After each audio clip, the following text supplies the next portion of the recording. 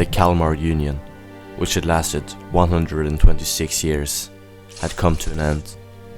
A union that contained Norway, Iceland, Greenland, Denmark and Sweden under the same crown. After the Swedish War of Liberation, 1521 to 1523, King Gustav Vasa was crowned King of Sweden, ending the Kalmar Union. After the deaths of both Gustav Vasa of Sweden in 1560 and King Christian III of Denmark in 1559, two new kings were elected, King Erik XIV of Sweden and Frederick II of Denmark. Frederick II, long for the prior glory days of the Kalmar Union, Frederick still kept the traditional Swedish insignia of 3 crowns in the Denmark coat of arms. Although the Swedish king requested for it to be removed, the Danish king shut down the request. This angered the Swedish king, as he felt as if King Frederick was still holding claim to Sweden, which admittedly he did, to retaliate in the most brutal, remorseless and ruthless way possible. The Swedish king Erik XIV added the insignia of Norway and Denmark to his own coat of arms, a truly savage way to retaliate. And when the Danish king asked for it to be removed, he refused.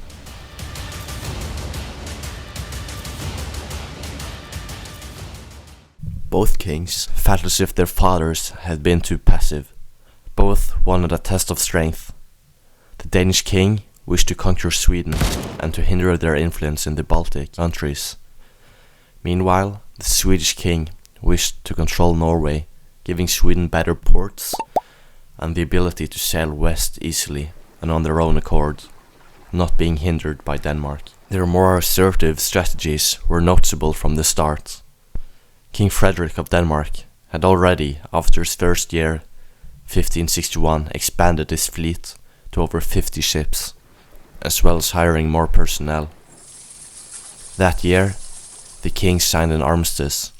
However, when it was to be renewed the next year, parties were unable to reach common ground. In the spring of 1563, the King of Denmark hired around 25,000 German troops from the outskirts of the empire. This cost the empire around 150 riksdaler per month, which is approximately the equivalent to $1.8 billion per year in today's money. It was around the same amount they used to spend in total in previous years. Now, how would one get such money? You guessed it, taxes, the populace's favorite activity. This no doubt made him extremely popular among the citizens. Additionally, he dug deep into his father's saved up reserves. After all of this, the costs still grew immense. There was only one way to pay: by making the enemy pay for him, by their blood. The army was also supposed to plunder any areas conquered, but plundering poor farming societies is not the most fruitful of business ideas. As expected, the Danes were the ones to initiate the war with the declaration of war in 1563, a mere 3 years after his rise to the throne. Danes attacked the Swedes' only port in the west, Alsborg. They seized it swiftly, forcing the Swedes to import supplies through Öresund. Hence, the Danes blocked it for all traffic. This, however, was not popular among the British and Dutch, who also exported its supplies through there. Therefore, they settled on merely taxing the Swedish ships higher. Sweden thereby retaliated by attacking Varberg. Denmark kept their attacks coming, but Jakob Bagge and Claes Kristiansson Horn, leading the Swedish fleet, managed to halt all blockade attempts. In 1564, the Swedish fleet won a great battle in Åland. Swedish troops thereby occupied Jämtland and Härjedalen in the north without any great opposition, as well as Trøndelag. However, the Danish king ordered a reconquest almost immediately. The Swedish king desperately needed another port after the fall of their port in the west. He had his eyes set on Trondheim. In response to the Danish king's orders, Edvard Bild sent out a few hundred men from Steinsviksholm fortress which was located in the Trondheim fjord. The men hastily took back Jämtland and Härjedalen. However, the Swedes struck back. 3,500 Swedish troops, led by French Claude Collat, besieged the island fortress at Steinsviksholm. They demanded an unconditional surrender. The fortress was essential for Trondheim, so after its fall, Trondheim was after May the 1st officially in Swedish hands. Claude Collat soon set up a regime with high taxes and severe crime penalties. Many Norwegians wished to be free from Denmark and subsequently fought for Sweden. Norway had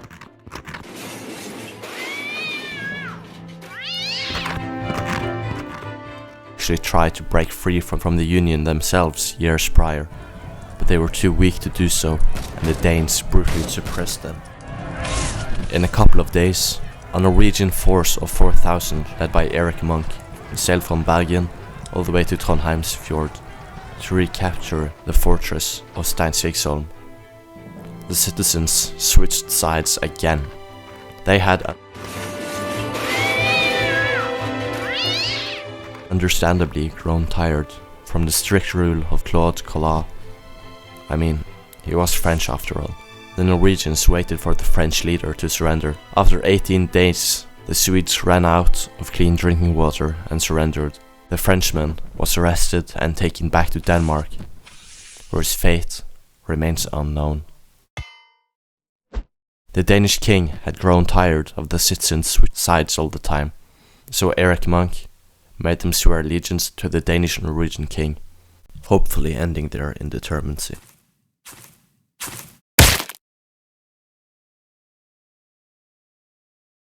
The Swedes started brutally plundering the farms surrounding the fortress, but never dared to take it again. However, the Swedes had not given up.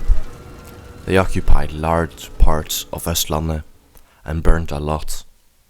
Sarpsborg, Skien, Konghelle and Hamar. First siege of Akershus fortress. Inside the fortress at Akershus sat the Danish sheriff. He was in charge of the future of Akershus. He ordered the citizens to flee and burn down the city to make sure the Swedes had no area to rest and live in the meantime. The fortress was strong and easy to defend, but it was now surrounded by Swedes, luckily ill-equipped, possessing no sufficient cannons to breach the fortress walls. Realizing this, they retreated to Hamar, waiting for reinforcements. They waited for 3 weeks, but returned with the reinforcements. Second siege of Akershus fortress. The sheriff had requested aid for a long time. They received so after 3 months. However, the rescue consisted of 2 failed attempts and resulted in large damage to the fortress. When news of the attack reached the right hands, the Danes sent out a new force to rescue the fortress. The Swedes now realized they were outnumbered and retreated back to Hamar. On their way, they burned down the remaining buildings and burned most of the bridges on their way. They also burned down the Hamar Cathedral. The Swedes had another attempt to seize a fortress, Båhus. The original capture was successful, but it was swiftly retaken by the Danes. Apart from this, the 3 years after the siege were quite peaceful in Norway. Many of the Norwegian cities, like Oslo and Fredrikstad, previously Sarpsborg, Trengesu that was named after, were renamed and or moved to more defensible locations. Fredrikstad was moved at the end of the river Glomma, yet still, tragedy struck. The Swedes led an incursion that ended in the burning of the new city to the ground.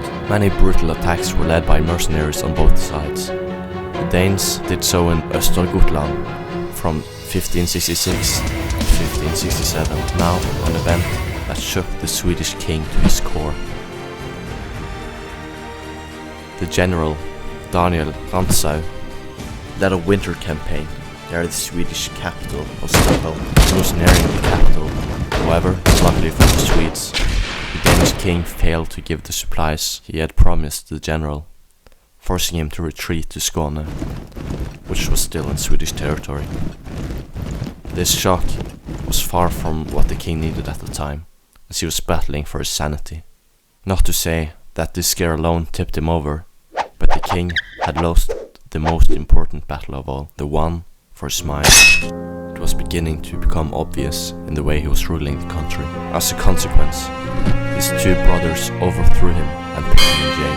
His oldest younger brother, Johann III, took the throne. Johann was eager for peace. Through Dutch, French, Polish and Saxon negotiation, Frederick II got far better terms in the agreement than Johann III. Sweden had to return Jämtland and Härjedalen, formerly cede Gotland, and also pay $150,000 in ransom for Alsborg, which had to be paid within 3 years. This, however, was not to King Frederick's liking. He wished for more, put forward new terms that the Swedes quickly dismissed, prolonging the war. This war had now been waged 7 years. Denmark was running low on funds and had clearly no gains. Norway's cities had been razed to the ground. The people on both sides had enough. Finally, on December 13, 1570, the Treaty of Stettin was signed, and the original terms agreed upon. Frederick II formally gave up his claim to the Swedish throne, and correspondingly Johann III gave up the Danish-Norwegian one. However, the Swedish king kept an aggressive foreign policy on the areas around the Baltic Sea, mostly affecting Poland, Lithuania and Russia. The Danish king, on the other hand, now having experienced war, decided to stay away from it the rest of his reign.